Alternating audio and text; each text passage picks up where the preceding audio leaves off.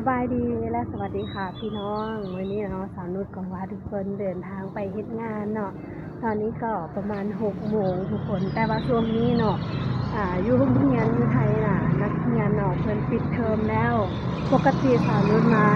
ถนนเส้นนี้เนาะจะเต็มเลยแบบว่ารถติดแน่แล้วก็นักเรียนย่างเต็มเลยแต่มื้อนี้คือบ้างเปาเนาะทุกคนเพราะว่าน้องๆนักเรียนเพิ่นปิดเทอมแล้วเนาะจ้ะก็อาจจะมีแบบนิดๆหน่อยๆที่ว่ายังบ่ทันได้ปิดโรงเรียนเนาะก็มีส่วนน้อยเนาะมื้อนี้ก็เดินทางไปเฮ็ดงานแต่เช้าเนาะจ้ะทุกคนนี่ก็เวลา6 โมงเนาะ6 โมงเช้าเนาะจ้ะพี่น้อง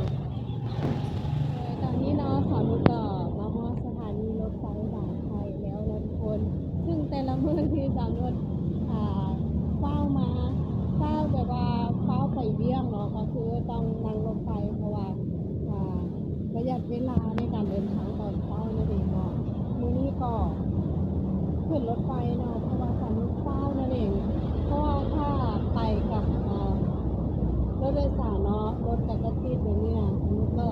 ตอนเช้าสมมติจะเดินทางนำรถไฟดีกว่าเพราะว่ามันไวกว่าเนาะมันไวกว่าเนาะประหยัดเวลากว่า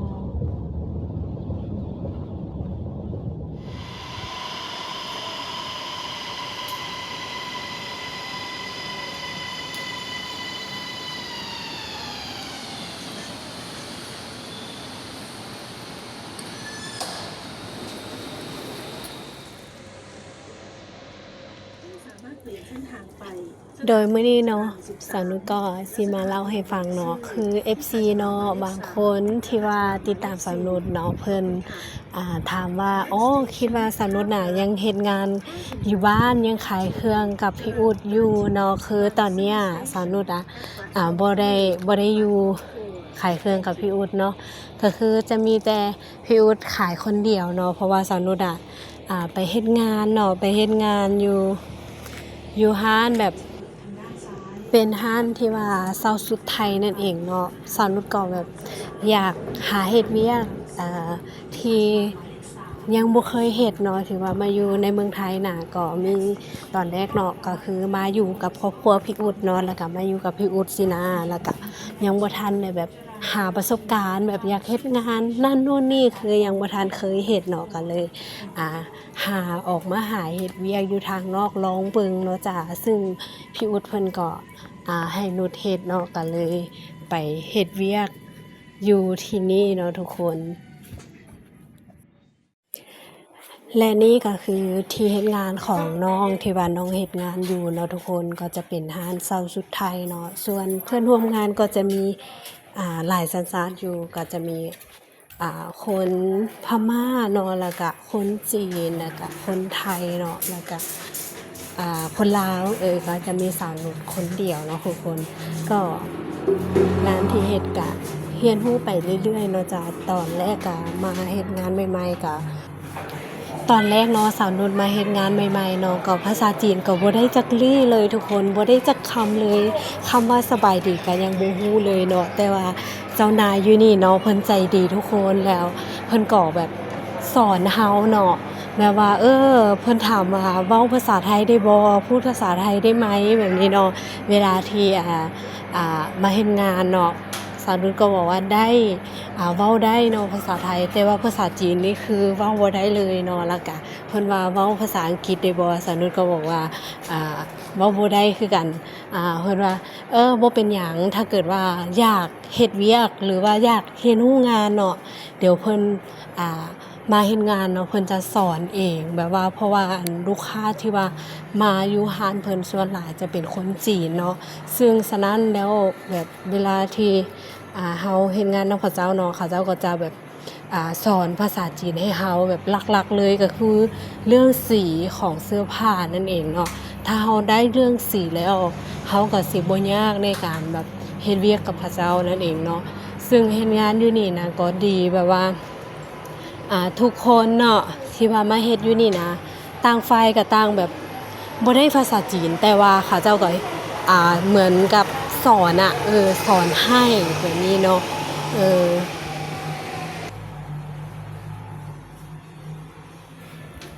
แ แต่ว่าสาวนุชอะก็แบบอยากเฮ็ดเนาะอยากเฮ็ดงานนี่ก็เลยแบบว่าความรู้เราบ่มีแต่ว่าเราก็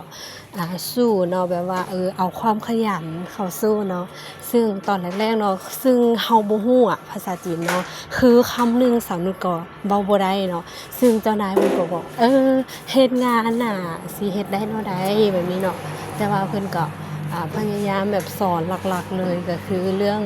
อ่า ที่ภาษาแต่ละมื้อแต่ละคำที่เราจะต้องได้ใช้กับลูกค้าเนาะเพิ่นก็สอนหลักๆเลยเออ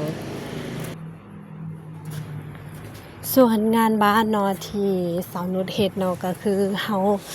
ทางอ่าร้านเพิ่นจะแบ่งหน้าที่กันเนาะก็คือช่วยกันเฮ็ดมากกว่าเนาะก็คือจะบ่มีแบบแบ่งแบบแม่บ้านหรือว่าคนต้อนรับลูกค้าแบบนี้เพิ่นจะบ่มีเนาะเพิ่นจะเฮ็ดนำกันหมดเลยจะแบ่งงานกันเนาะคือสาวนุชก็มักจากจุดนี้แบบว่าบ่แบ่งชนชั้นวรรณะแบบนี้นะก็คือมีหยังร่วมกันมีหยังแบบบ่เข้าใจก็มาปรับความเข้าใจกันแบบนี้ค่ะเฮ็ดงานแบบว่า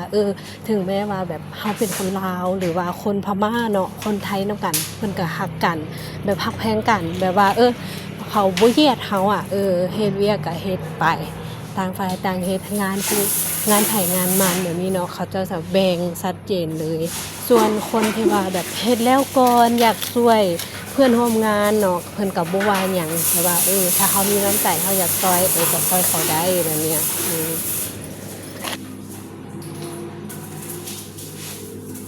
โดยงานที่ทำความสะอาดเนาะปกติแล้วนี่สามีจะเฮ็ดบ้านน้องเนาะก็คือแบบเตรียมส่งลูกค้าเสร็จแล้วสามีก็จะมาเฮ็ดทำความสะอาดเนาะก็คือกวาดบ้านถูบ้านล้างห้องน้ำแบบนี้เนาะก็คือเฮ็ดทุกอย่างเนี่ยคือกับอยู่บ้านเฮาเลยอ่าหลังจากแล้วก็รอลูกค้ากลับมาเสร็จเรียบร้อยแล้วส่งลูกค้ากลับก็สิได้กลับบ้านเนาะแต่ว่ามื้อนี้เจ้านายบอกว่าเฮาสิมีงานออกไปทางนอกแต่เช้าเนาะก็คือเจ้านายรับงานอยู่ทางนอกนั่นเองเนาะก็เลยฟ้าวเฮ็ดให้แล้วไวเนาะแล้วก็ค่อยเจ้านายไปรับงานอยู่ทางนอกเนาะก็เลยรีบเฮ็ดเวียกให้แล้วก่อนเนาะจ้ะเพราะว่ากว่าเฮาสิกลับมาฮอดร้านก็แบบมืดค่ำแล้วจังซี่น่ะก็เลยย้านบ่ทันเฮ็ดเนาะสาวนั้นก็เลยฟ้าวเฮ็ดก่อนที่จะออกไปนั่นเองเนาะ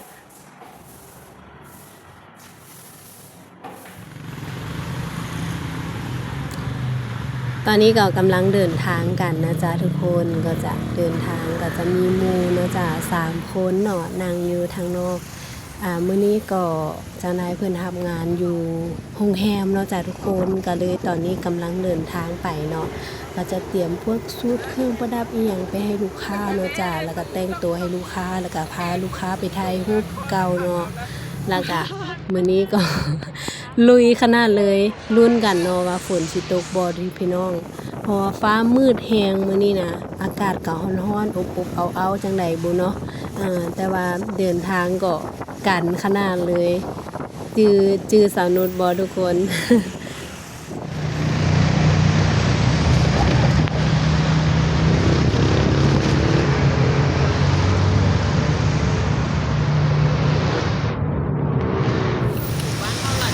เดินทางตลอดทางเนาะสาวนุชก็เว้ากับเขาบ่เป็นเนาะเพราะว่าเพื่อนร่วมงานของสาวนุชน่ะมีแต่คนพม่าที่เดินทางมาในมื้อนี้เนาะสาวนุชก็เงียบตลอดทางเลยเพราะว่าบ่มีหมู่เว้านั่นเองเพราะว่าเขาเจ้าเว้าหยังสาวนุชก็บ่ฮู้ความเขาเจ้าเนาะบ่เข้าใจหั้นนะตอนนี้ก็มาฮอดโรงแรมแล้วเนาะจ้ะทุกคนก็มาเตรียมงานเนาะ ตอนนี้ก็เตรียมงานเตรียมเครื่องอิหยังเรียบร้อยแล้วสาวๆเพิ่นก็จะมาถ่ายรูปเซลฟีกันตามปกติเนาะรอลูกค้ามาสินะทุกคน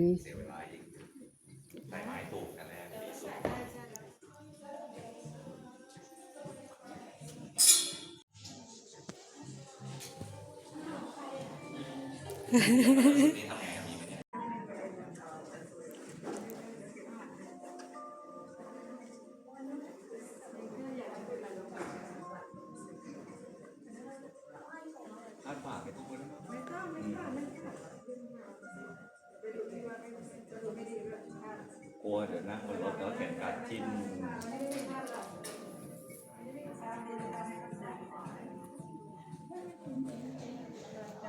ว้าวบอสหล่อมาก เป็นในายแบบนะคะวันนี้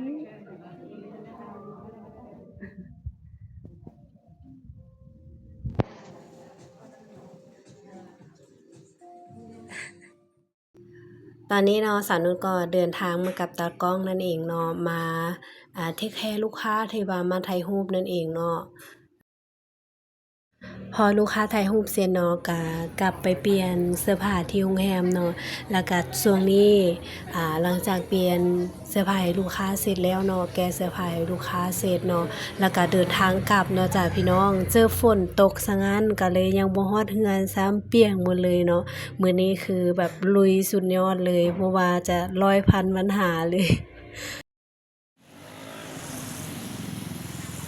โดยสำหรับคลิปนี้เนาะสาวนุชก็ขอจบคลิปเอาไว้เพียงเท่านี้ก่อนเนาะจ้าเดี๋ยวเจอกันใหม่คลิปหน้าเด้อจ้าสบายดีและสวัสดีค่ะฝากติดตามคลิปสาวนุชในเด้อ